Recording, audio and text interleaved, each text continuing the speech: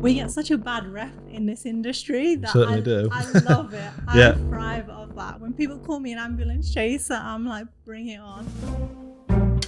From GoFounder, it's Business NoBS. Why is it called Business NoBS, you might ask? Well, there might well be a few knobs on the podcast, me being one of them. But what it stands for is Business No Bullshit. This podcast series is all about the trials, tribulations, and occasional successes of starting and growing a business without the Hollywood filter. I'm Eddie Whittingham, and on today's episode, I'm joined by Elena Manukyan, where we take an honest look at what it's really like to start your own business, setting out the expectation versus the reality. We've all seen those entrepreneurs working from the beach, sipping a Pina Colada as they tap away on their laptops building a 7-figure empire. But surprise, surprise, the reality of starting a business couldn't be further from the truth. Sure, people start out with aspirations of being their own boss, working hours that suit them and working towards their dreams, yet there's often so much more blood, sweat and tears involved in getting that business up and running in the first place. Sometimes naivety is a blessing. But I remember just logging on, seeing this list, and I almost felt like I stopped breathing at one point, and my heart was racing, and I was like, I feel lightheaded. I felt like I'd never felt a feeling like it before. Elena is 6 months into her journey as a business owner, turning her back on a stable and well-paid full-time job in law to set up her own boutique law firm. In this episode, we chat about our journeys, laying out some expectation settings for other new business owners, and all about the reality of starting our businesses versus our initial expectations, the good and the bad. In terms of where I sort of started thinking about having my own business was during the very first lockdown we were in. So March 2020, we all got sent from home. I just started a brand new job on the 9th of March. Which was just a little bit crazy. And I think a part of me was really worried that actually they might not keep me on. You know, I'm a completely new member of staff. When I resigned, COVID wasn't really a concern, wasn't really a problem. We didn't really see it going exactly where it went. I was sort of in a brand new job, and within sort of a few weeks of being sent to work from home, I loved it. I love being at home. Even in the midst of a pandemic, I really enjoyed working from home. We were quite fortunate enough to still be busy. Clients still needed us. Yeah. I was working as a personal injury solicitor. I had a huge number of files and clients to keep happy. So that really is where I started thinking, can I replicate this? Can I do something like this, but on my own, outside of my firm? And that's where the idea first sort of came into my mind. And then I started doing some research, right? What do you actually need to do to start a law firm? Like at that point, I wasn't ready to give up on the law. I'd worked so hard to get where I was in terms of studying, doing my law degree, doing the LPC, getting a training contract, qualifying as a solicitor. You go through so many hurdles. And it's a long road. There's so many obstacles, and it is incredibly long. And when you get to that point, I'd sort of gone up the sort of hierarchy in my firm, and I'd gone from being a solicitor to then being made a partner within 3 years of qualifying. So I'd almost ticked all those boxes where I was in my career. So then I was thinking, right, well, what's the next step? And that's where the idea of starting my own law firm came in. And it just sort of all went from there. I started doing some research as to how you go about setting a law firm. You need your business plan, you need your insurance. And then once you get your sort of professional indemnity insurance quote, you need to apply to your regulating body, which is the SRA, Solicitors Regulation Authority, and they will then approve you, hopefully. And they did with me. So before I knew it, I was, handing in my notice period still whilst we were in lockdown at this point. And I guess it was just like I saw a picture online and it said something along the lines of starting your own business is like jumping off a cliff and then assembling your plane on the way down. Yeah, pretty good analogy to be fair. Yeah, and it was certainly like that. And I mean, there were moments up to the run-up of me launching, and I had a 3-month notice period. So that is both a good and a bad thing, because you've got some time to maybe work on your business outside of your 9-to-5 job. You can do things on the weekend, so you've got a little bit of time to really prepare yourself, save as much as you possibly can, especially if you're self-funding a startup. But then it gives you that time to think and fear and start to really sort of, those doubts really start to creep in. And I just remember, like, I launched my business on the 1st of December, and I think around the end of October or November, I had this huge sort of list of all the things I still had to do. And I remember logging on after work, and I was doing all of this outside of my job. So my evenings and weekends were completely dedicated to this setting up of this new business. And I mean, it was quite lucky in that we had nothing else to do. So all I could do was work. Yeah, it's a good time to do it in a way. And then work on my own startup. But I remember just logging on, seeing this list. And I almost felt like I stopped breathing at one point, and my heart was racing. And I was like, I feel lightheaded. I felt like I'd never felt this feeling like it before. I was like, what is this? And I just remember feeling really faint and really shaky. And I couldn't do anything that I had to do that evening. I just had to log off, and I just felt really unwell. And I went and made myself a chamomile tea, thinking that'll help me. Yeah, that'll sort you out. Yeah, and I came into the living room, and I just said to my husband, I really don't feel well. I was like, I've got this feeling. And he was like, well, what were you doing? And I was like, I logged on, and I've got so much to do. And he was like, I think you're having a panic attack. I was like, no, I don't think so, because I've never had one before. And I think until you actually have your first one, you don't know what is going on. Yeah. You have no idea.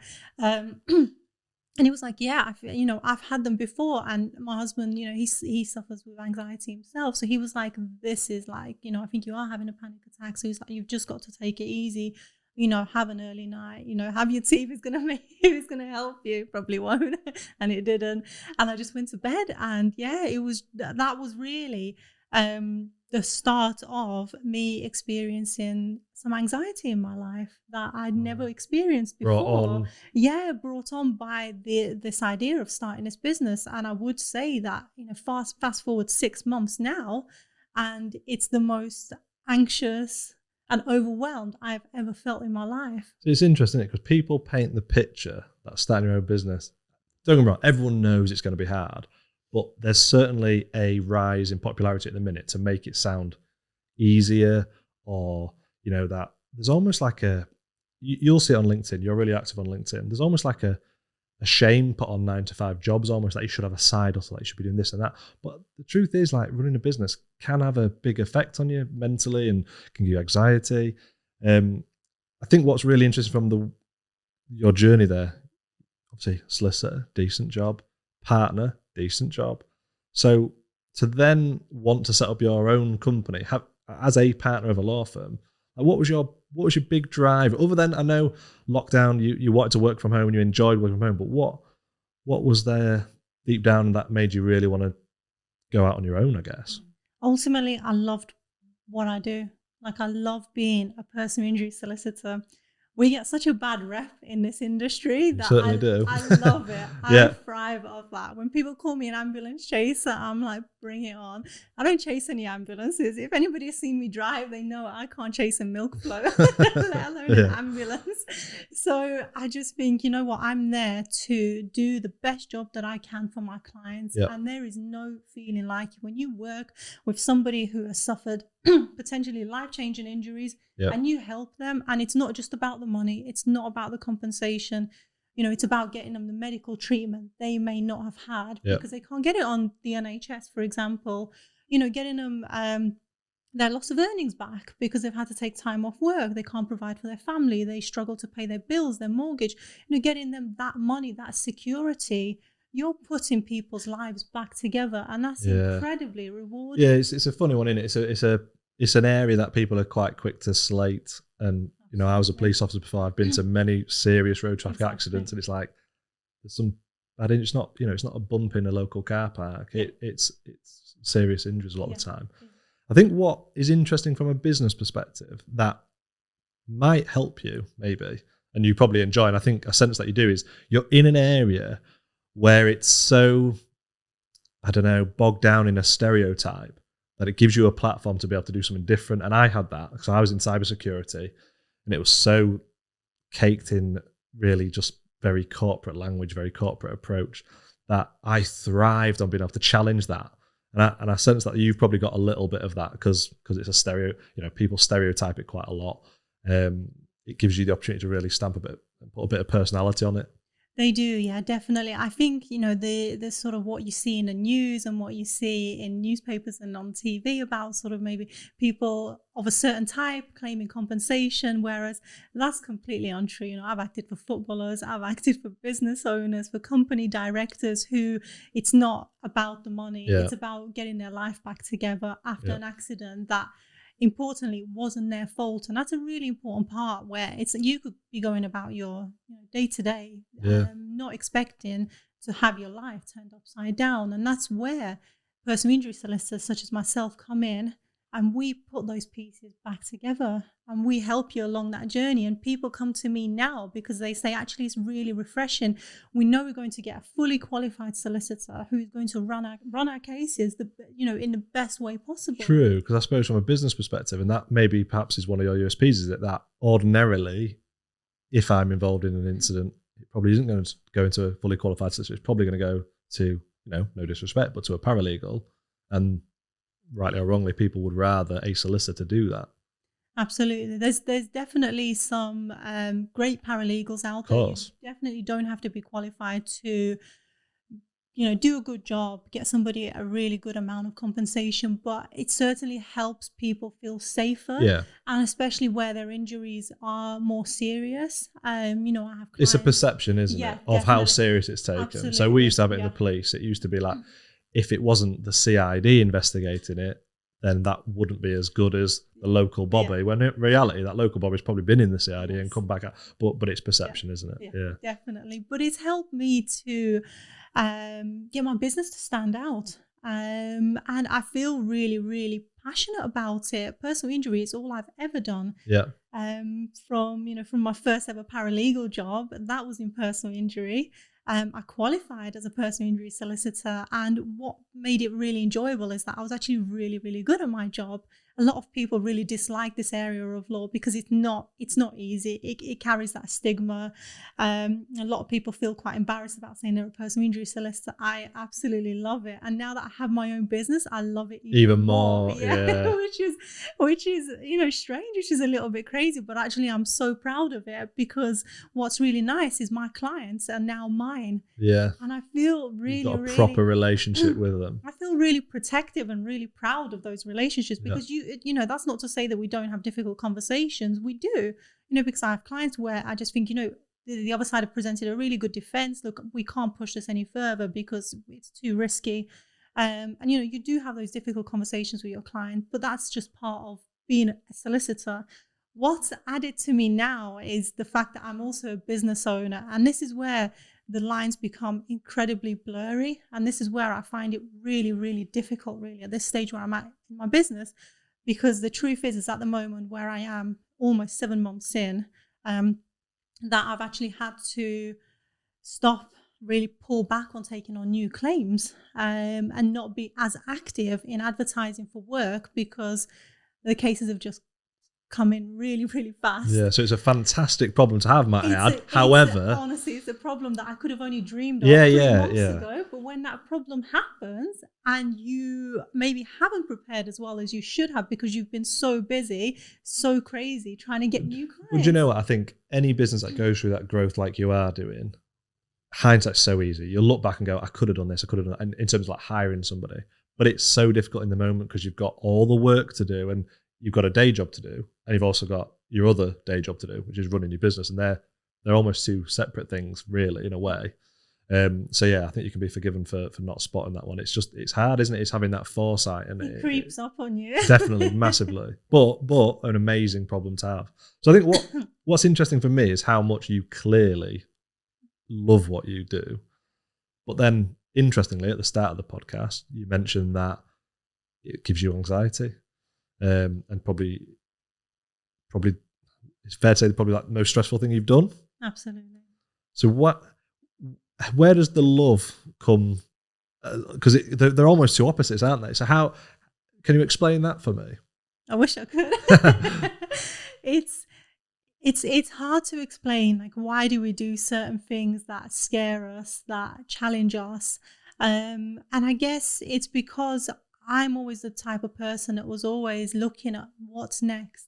What can I do? And it's like, and this is an idea and a concept of you as a human being being the best possible version of yourself and doing the things that challenge you, because what else can you do? And it's that I think that's really interesting. And it's that question that you ask yourself, what am I actually truly capable of? Now, I could have made my life a lot easier. Of course. Yeah. No, you could, couldn't you? You as a partner of a law firm. Yeah. Back, my life was easy. And, it's like, you say, oh, you're fed up with working 9 to 5 and now I work 24/7. And it's like, my issue with my previous employer was that my set hours were 8:30 to 5:30.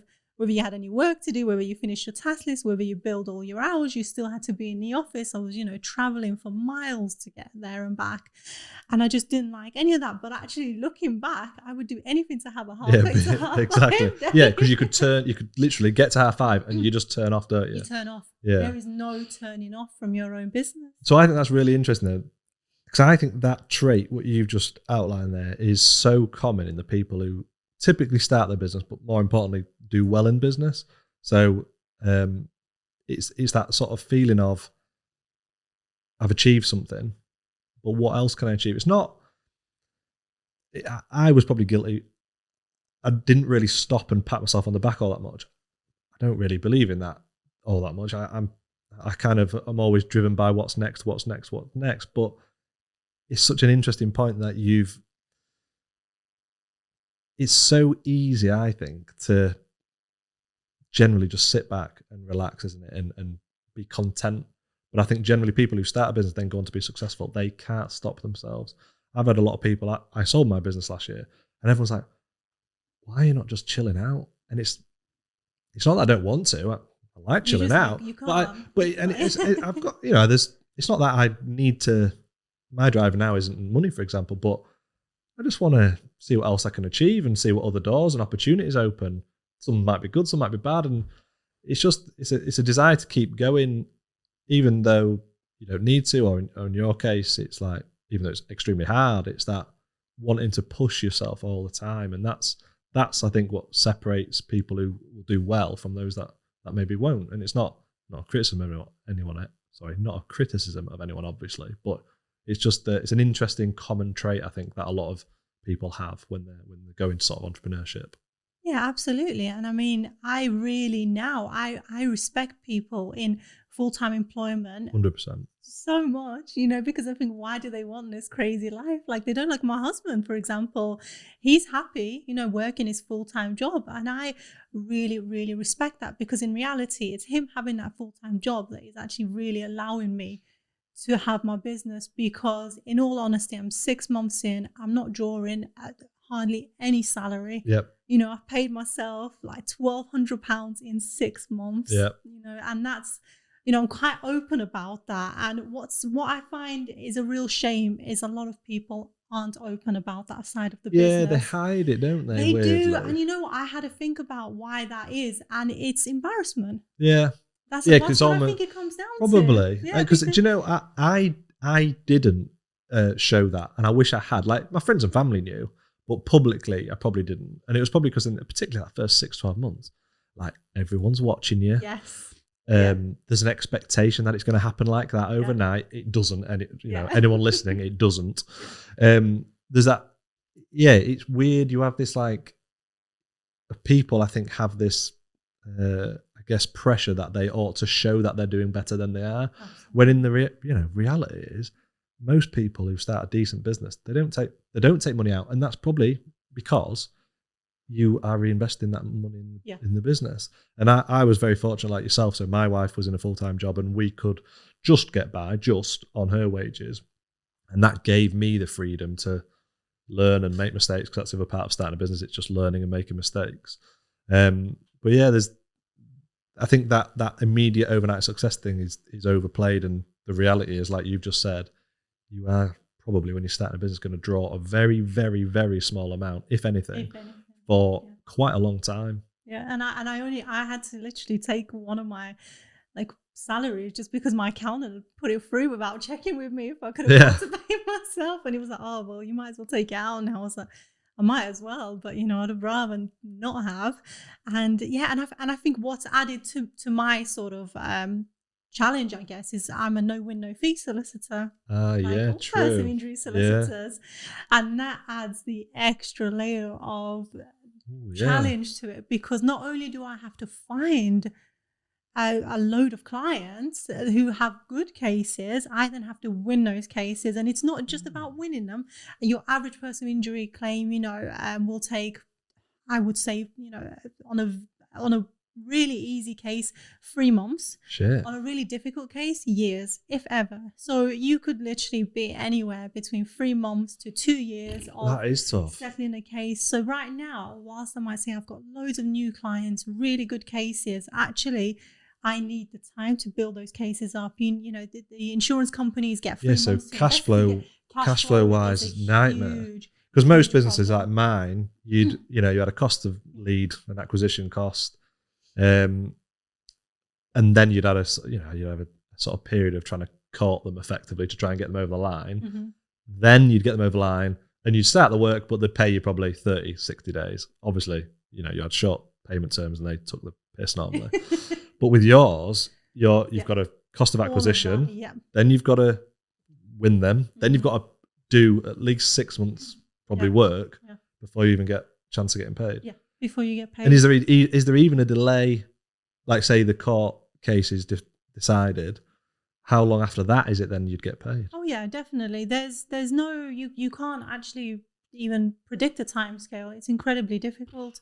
So that's a real problem. And, when I sort of, I remember messaging my old boss going, I've just started, it's been 2 weeks and I can't retire yet. What's going on? I'm not going to get paid for another 3 years. And he said, you are looking at about 2 years before until you start really seeing any sort of return. Yeah, and I think that's a good expectation setter. Mm-hmm. Oh, 2 points actually, I probably should have. By the sounds of it, no one should ever start a personal injury law firm. But the second one is, 2 years probably is a relatively good expectation setter. If you're starting your own business, before you're probably going to be in a position where you can take money, it's probably going to be a couple of years, I'd argue. Not all. It depends what you do, obviously. And it depends on your own appetite. Like, I had a bigger appetite for risk, so I didn't bother taking any money. I could have maybe taken some out a bit earlier, but I suspect you'll be in the same position. You can, but you probably won't, because if you're relatively happy with not a lot, living off your husband's wage, as I was my wife's, then I didn't need to take that money out. Yeah. I think we were quite fortunate because we had bought our first house 2 years ago now. We got a car on lease. We bought that outright as well. So we got married 4 years ago. So we kind of got the big life events out of the way. Yeah.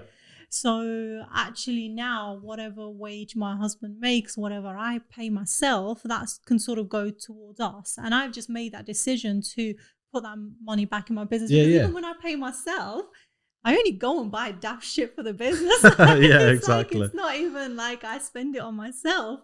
And I think in a way, the pandemic, as awful as this sounds, actually has given people not only that perspective to do something different, but also an opportunity in that we couldn't go on holiday. Yeah, we've all lived pretty frugally, haven't we, for a year? Like the shops were closed. I couldn't go shopping. I love spending money. Yeah, hammered Amazon. Yeah.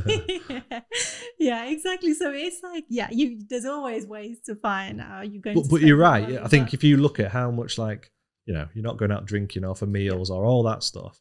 So instantly, people have probably been saving £500 a month just off the social life. Yeah. Not having to pay to go to travel to work. Lunches massive out, one. All those things. So that's why I also run this little sort of coaching initiative about launching a law firm, and I call it Launch a Law Firm in 2021. And I've coached a few people, and I have a lot of people. One of the huge benefits about being quite open about my journey is all the other solicitors that come to me to say, we're thinking of, doing the same. Fun. Can you give us some advice? Can you help us out? And, I've done so many introductions for my insurance broker, for, like accountants, your legal cashiers, and I've been able to help other people on their journey. Whereas when I started out, I didn't use LinkedIn at all because you're just so scared of your employer seeing something or your colleague seeing something, and somebody, you saying the wrong thing is, incredibly restrictive to have a voice when you're in full-time employment. And it's not just law. I mean, law in itself is obviously incredibly difficult to navigate and know when to say the right thing and when you're saying the wrong thing. But actually any employer would have an eye on what their employees are doing online. So I didn't reach out. I didn't speak to anybody, and that was quite isolating. And one of the things I was really worried about is when I started my own business, because I was a one-woman band, I was actually feeling lonely, and that was a real concern of mine. And I bet you just Googled everything. Yes. Probably. So this is really interesting. Obviously, you're doing that from a lawyer's perspective. That's exactly what I'm in the process of setting up with GoFounder. It's exactly that. It's because when I started, I Googled everything, and it was an incredibly lonely place to be because you feel very isolated. I didn't know any friends at the time who were going through something similar. I was lucky enough to join like an accelerator program in town, which was good and bad in many different ways. But the bit that was really good about it was there was a community of people who maybe they were 2 years in or 3 years in. There was a couple at my stage where we just started, but I found that community so important, and I think it's an underrated part of it. So similar to yourself, that's kind of what I've tried to build with GoFounder, is trying to get people together so they've got a support network. Because I think it's so hard, because you might have it with your husband, I don't know, but my wife's been amazingly supportive. But do you know what? It's 10 o'clock at night, Eddie. Shut up. Like, stop talking about business. Yeah, exactly. And so sometimes you need somebody else in similar shoes to talk to, don't you? Yeah, I think the people around me certainly don't fully understand or appreciate where I'm coming from when I talk about certain issues, and that is absolutely fine. That, of course, absolutely. I probably wouldn't. If I hadn't have started this business, I wouldn't really understand what somebody else in that position would be talking about. I was saying to my husband, I've got more work than I can handle, but I don't have the money to recruit someone. Yeah. So what do I do? Do I get investment in?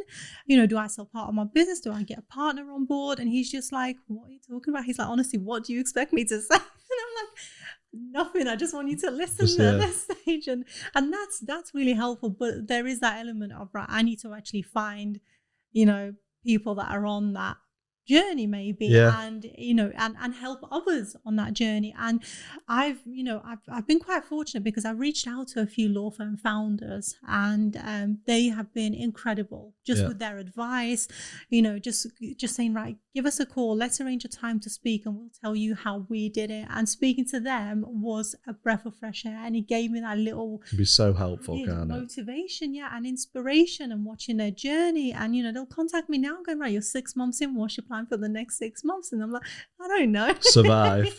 Survive my first year renewal. And it's just, and that's really nice. But I was very worried about feeling quite lonely and quite isolated. And what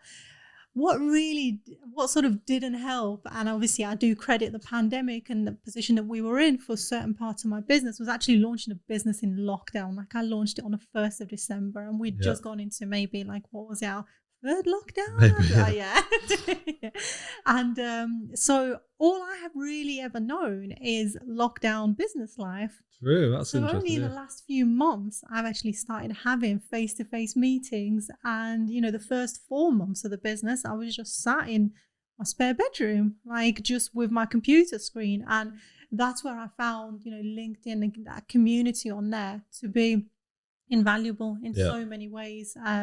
And I think that helps a lot of other sort of business startups and business founders as well. So I think starting a business in the pandemic, whilst it had some positives, there were actually a lot of negatives. And I do sometimes think, where would my business be if I could go out quite freely and look for an office space? And right now I'm in that position where my business is really busy. I'm attracting more clients than I could probably service to the level, to the standard that I want to service.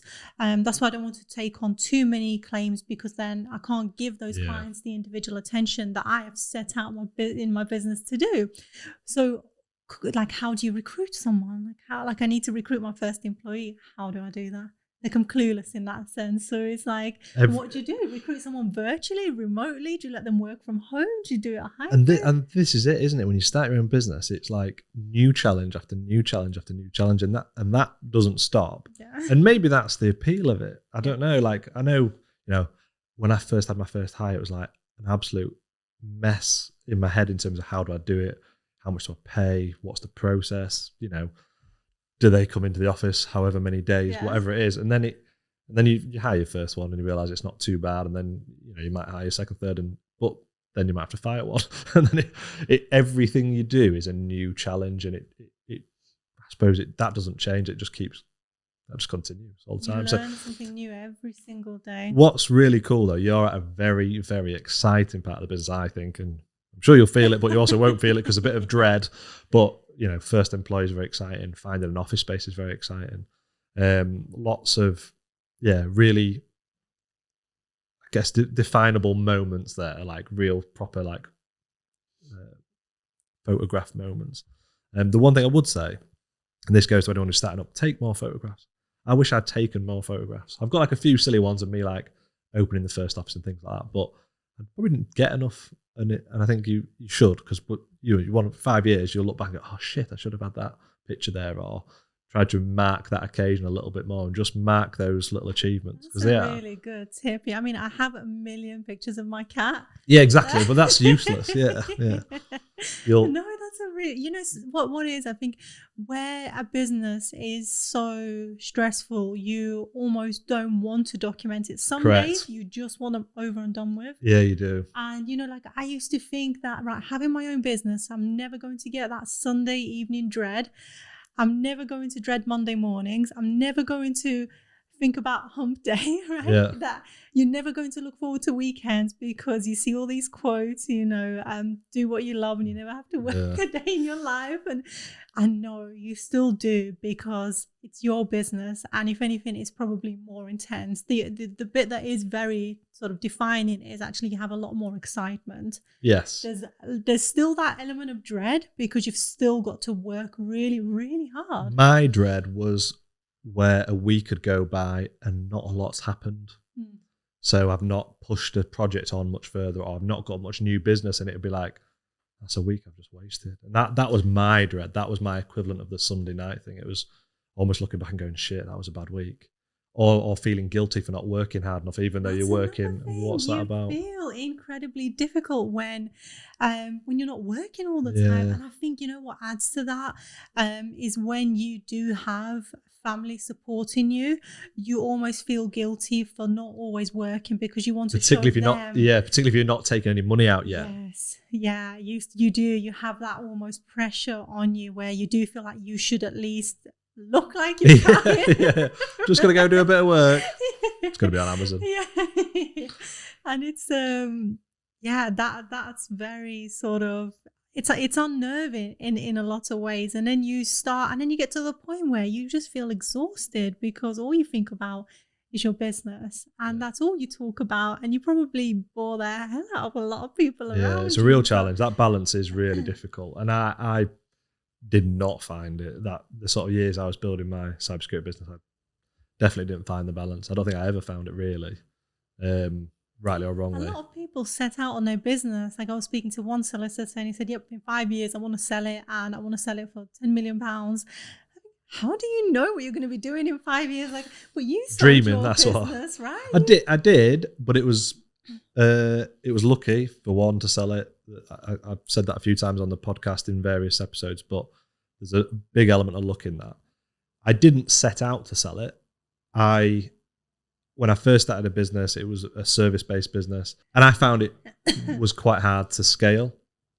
And then I moved on to the sort of cybersecurity idea, and it was something that was really scalable. In the back of my mind, I was like, this is something that I could sell, which was a bit more exciting to me.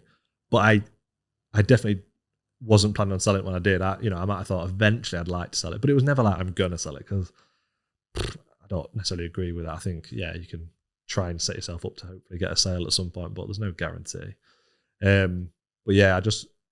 Market conditions just landed favourably for me, and that's how I got mine. It's a weird one, isn't it? It's when you get the opportunity to sell it, it might come out of nowhere. For me, it did. Whereas for that person you had just mentioned there, they've clearly got a 5-year plan. Whether they'll hit that, we'll see, won't we? Do you have any long-term aspirations for yours? That's a very, very good question. I'm at that point where I've really got to really think about it, because in law, it's really about starting a law firm, you've got to be passionate about what you do. Can I imagine a life not running personal injury claims? No. I'm enjoying it too much at the moment. You don't work that hard, go through all that education and all that training to then want to set up a business that you then sell in a few years. It's not about that, because it's like what we sort of mentioned earlier. What would you then do after that? Like, well, I'd probably that's end up it. setting up another law firm. Yeah, well, that's exactly it. And competing with a firm I've just sold. No, I guess, when I started out, all I wanted was enough clients to keep me going and to keep me busy. And you aim really low. And yeah, you do, yeah. Like, why do you do that to yourself? Aim a little bit higher, but it's too scary. But it's also, too big. Pete, I think sometimes people make the mistake, of saying, right, well, I don't know, I'm going to contradict myself here, so bear with me. I think people make that mistake sometimes of going, I'm going to sell for X in 5 years. But they're kind of like so focused on that end goal, they're not doing the work, particularly that first year or two. There's so much hard work you've got to do as groundwork. You may as well kiss goodbye to that if you're not going to do that. However, the flip side is, this is where I contradict myself slightly, is you do need, I think particularly once you're set up like yourself, you probably got a relatively comfortable position now where you think, actually, unless I really balls this up, I should be in the right direction. But it's a good time to start looking ahead and thinking, where do you want to be? And it might be, people get obsessed with the exit, and I don't think they should do. It might be, well, I want a law firm that turns over X and it has this many members of staff. It might be, I run the law firm, but I only do the commercial side of it. Or it might be, I don't really enjoy the commercial side of it. I want to just do cases and I'll only take on the top cases and someone else can run the business side of it. So there's lots of different end goals. But it is useful to have an end goal in sight. But I think sometimes people get so fixated on the end goal, they don't do the hard work. Yeah, see that quite a lot. It's a journey. I don't think it's a destination, as cliche as that sounds.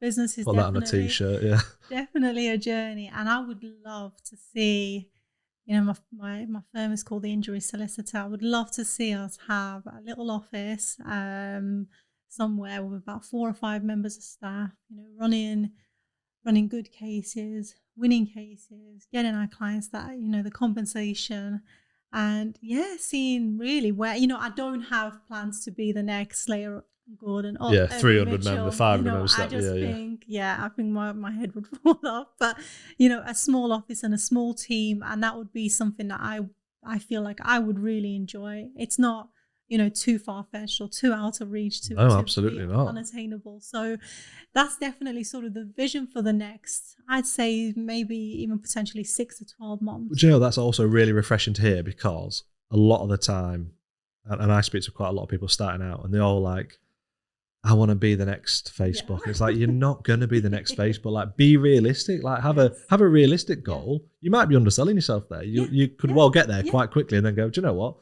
I fancy now setting up a bigger office and getting 30 staff, whatever. But I think so many people start the opposite way, where they think they've got this massive unicorn idea, and it's like, you haven't, it's not even going to generate you £100,000, for example. I feel like having that lawyer brain can be a good thing and a bad thing, right? So you will probably really appreciate this, but when you are a solicitor, your job is to think about all the things that could go wrong, right? All you see is disaster planning, and how to avoid them. So that's your job. That's what you train to do. That's how you're trained to operate and to approach everything. And everything is a problem. And what happens is, when you then decide to start your own business and start your own law firm, and you're a solicitor, you just see the risks and you see all the problems and you see all the things that could go wrong. And that's why maybe my future plans are being held back by my risk assessment of it. And maybe even in business, like, there's certain things that you could do, but you think, oh, actually, this could go wrong, this could go wrong. And possibly. you can hold yourself back like that. Possibly. But it's also calculated as well. So like, because you know, I obviously a trained lawyer as well. And so I can see how I might have been like that as well. But then actually, do you know what? Probably also made some more sensible decisions because of it, because there are a lot of risks that I could have naively taken, which actually with a slightly more sensible lawyer brain, I went, actually, no, it's just going to be a waste of $5,000. Yeah. Whereas, yeah, I think it's a balance in it. And there'll be some listening going, well, you need to be a risk taker. Well, of course you do. The virtue of the fact that you're sat here as a business owner, you are a risk taker, because that takes a lot of balls to leave a proper, decent job to then set up on your own. So you've already got that in you. So it's probably quite a good counterbalance, to be honest. It's a huge risk. You know, you go from a very well-paying job, and £50,000 a year to barely you're paying yourself £400 to 50 a pence. month. Yeah, If you on a good day, on a good month. So there is definitely that element of risk, and I think a lot of business owners, startup founders, that's the risk that they thrive on, really. And that's where you sort of think, right, this is exciting now. Like, this is where I need to, you know, see what I'm going to do with this business, see where it's going to head. And I think with law as well, there's that many rubbish solicitors that actually it's not all too difficult to set yourself apart from them. You know, like one of the things as well that led me to starting my own law firm is I had some experience of seeking my own legal advice last year, and I must have tried 4 or 5 different firms, and my experience was just so bad. Yeah. And I thought, you know what, honestly, it wouldn't even take that much effort to stand out from firms like this who don't return calls, who waste your time. Yeah, it's like conveyancing, isn't it? Like the amount of really terrible, and anyone who's bought a house will have experienced it almost certainly. Yeah. So many terrible ones. But I think that's where most startups go wrong. They don't look at how they're standing out in the market. Most startup ideas are sound. You know, there's not necessarily a massive reason they should fail apart from execution. So it's like, how can you stand out in the market? And sometimes that's just doing something different. But weirdly, and I did this with my cybersecurity business when I first started, I did what everyone else was doing. It's like, because you almost like copy what's there because it's safer. But reality is, if you then go the alternative way, which I did with the rebrand of my business and you've done when you've started, you will stand out straight away and give yourself a better chance. It's so simple already, which is crazy. I rebranded within the first 3 months because I was doing exactly what you described there, trying to give an image of a big corporate office. Absolutely. And, you know, I was almost hiding behind that image, trying to give that image that I'm a much bigger law firm. That's exactly what I did. And whereas actually people love the fact that they have that personal touch, and I'm the selling point, I'm the USP for my business. So I quickly rebranded and I put my picture all over like my website, all over my social media. How did you know to do that? Because it took me a long time to realize. I was really slow. I think people told me. Wow. People told me. So what happened was I wasn't getting any leads from my website, but I was getting them through things like LinkedIn and Instagram. And I thought, hold on, something's not right here. Why am I getting like 1 inquiry a month through my website, but yet I'm getting all these leads of Instagram and of LinkedIn? And I sought some advice from experts. So that's where I acted quite quickly. I said, something's not right. Your website should be bringing you far more traffic, far more leads than what mine was. And when I took that advice, people said, you know, it's because your business is USP, but actually people don't see that when they go onto your website. And that's when I knew to really start capitalizing on myself, being, you know, what my clients get.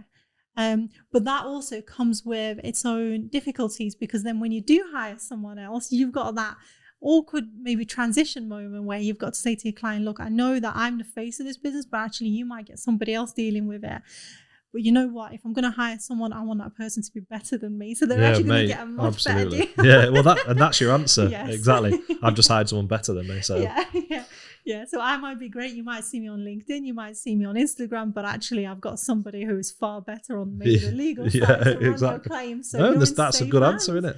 Yeah, but I knew that I had to really, and I didn't want to hide. I want to be the face of my business. Maybe that's not how I approached it.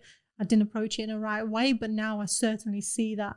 But it's funny, isn't it? Like, because obviously we both made that mistake of we'll go down the sort of safe, look bigger than we are kind of approach. And actually, this is loads of businesses do this. Just harness the power of being a small company, because that is your USP at the start.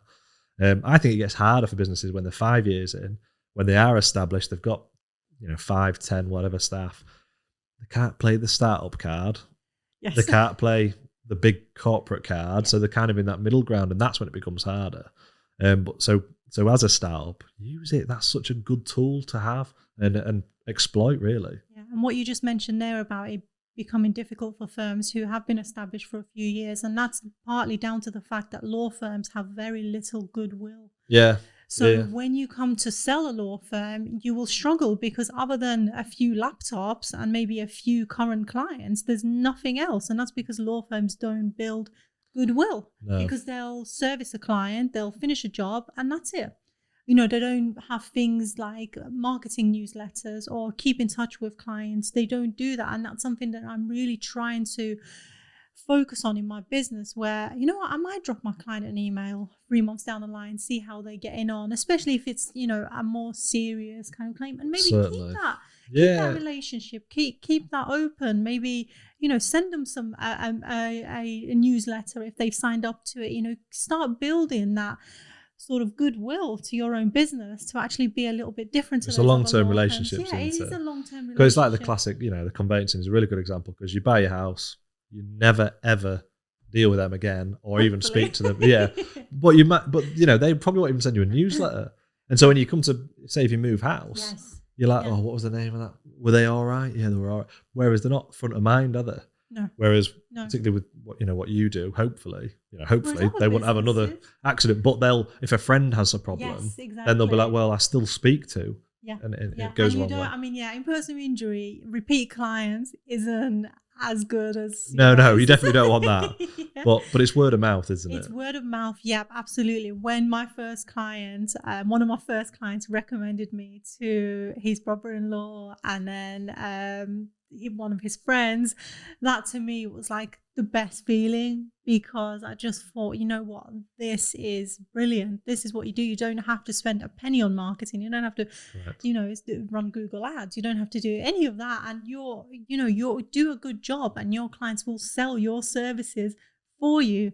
Like, how incredible is that? And I think there's a lot of firms that don't actually realize how valuable that could be. And they've got all these potential clients sitting in their current clients, and you can harvest all that, and you can have more work than you could dream of, or that you could even service. And that's why LinkedIn's so powerful, isn't it? Because it's an organic way to do that.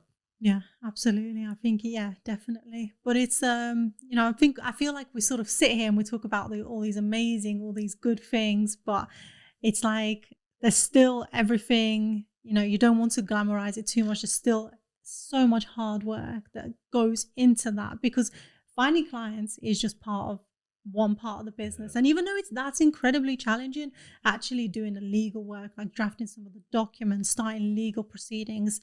I used to say, like, finding the clients is the easy bit. Yeah. Because then you've got to you'd get a contract. It was the work. Worst thing ever, like, in a way. You'd work so hard to get like your biggest contract to date, and then you get it, and you're like, oh, for fuck's sake, I've got to do the work now. Because my missus did not get that. She's like, you've won this amazing client. I'm like, I have, but now I've got this massive ball ache to deal with. Hours and hours, and some cases will take me days to get off the ground and to gather all the evidence. And it's like, that's where the hard work starts. That's where the real work starts, I feel.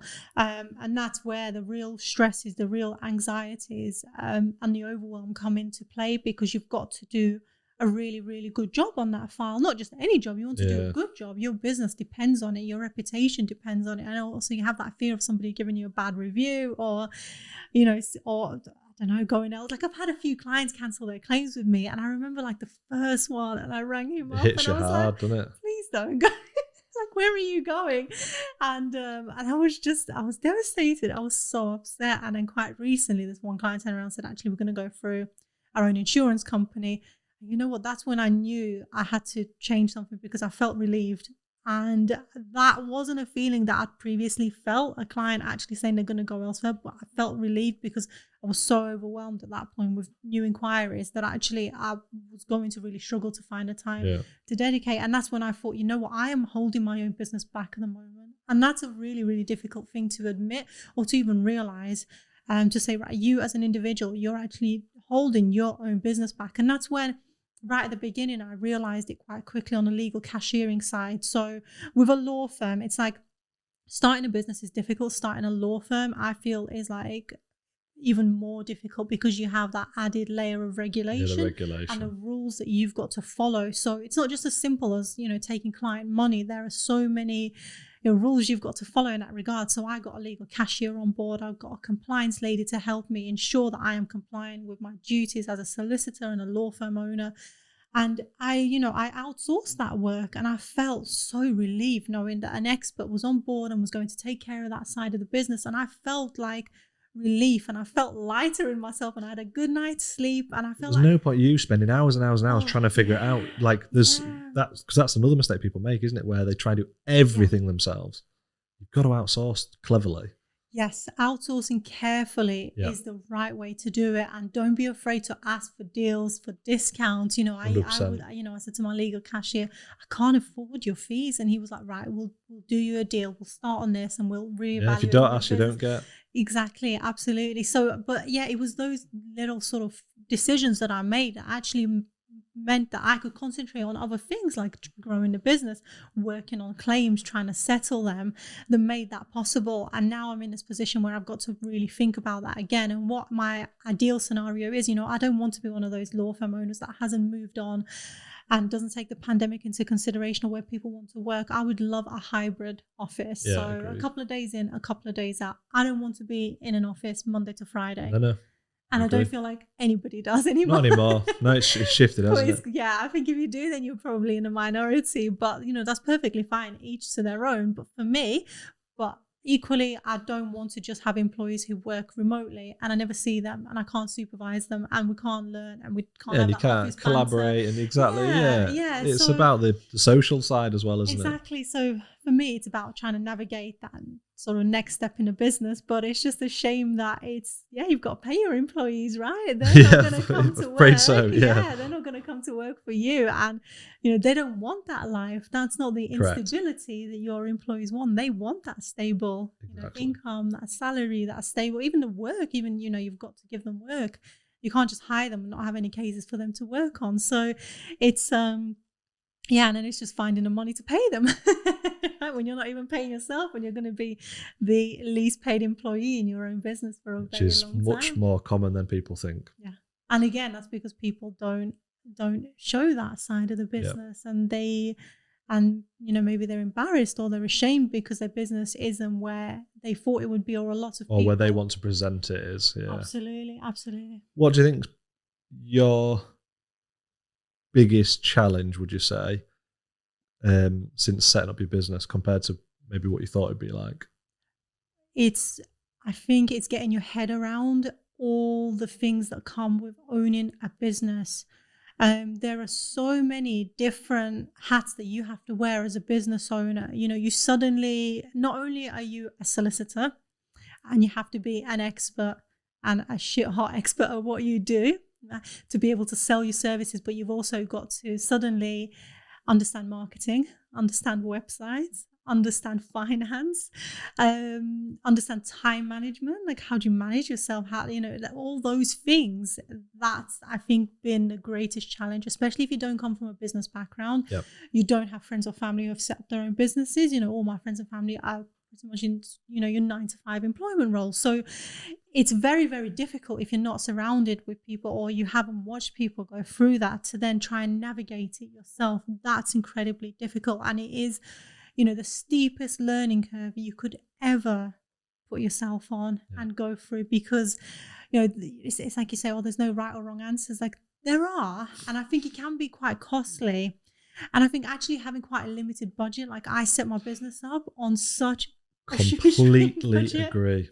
Completely like agree. I saved. So I started my business with £13,000 worth of my own savings and a £10,000 business loan, and that is pennies for starting a law firm. Well, what's really good about that is it's your own money. Yes. So you have had to be exceptionally careful with how you spend that and be clever with how you spend it. And I think I sometimes sound like I'm really against investment. I'm not. But I think that one of the criticisms that I do level fairly at investment is people then get a chunk of money to experiment, which I'm not against, but waste as well.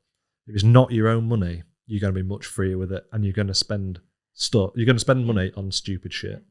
Well, I read this quote, and it said, it's much easier to spend £1 than to make £1.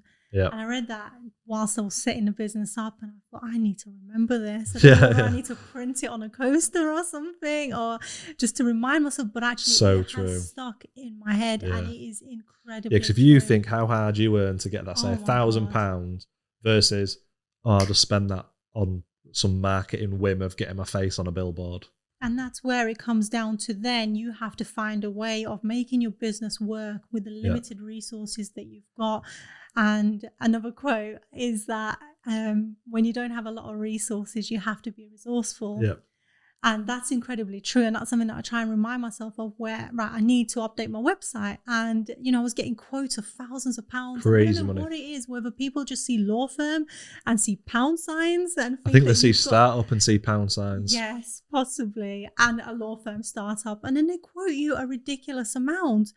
And I'm just like, I got really fed up of all these quotes for all these website updates that I wanted to do. And I actually learned how to do my own WordPress development. Well, so you should have. I did exactly the same, because then you know how much it costs in your own time. So then when someone says it's going to cost you X thousand, you're like, well, I can do that in a day. Yeah. So if I figure out my own day, and you can then start deciding whether it is or isn't worth it. And then when, someone then quotes you a realistic number, you can go, well, actually, it's worth paying them because I can go earn that elsewhere. Yes. And so there's a whole industry, I think, that prey upon startups. And again, just going back to sort of GoFounder, that's the whole point of that, is trying to give people the opportunity to vet that out. So having that community to ask the questions, it's so important, that community you just said, isn't it? Where you can ask the questions, because otherwise you probably will get taken advantage of.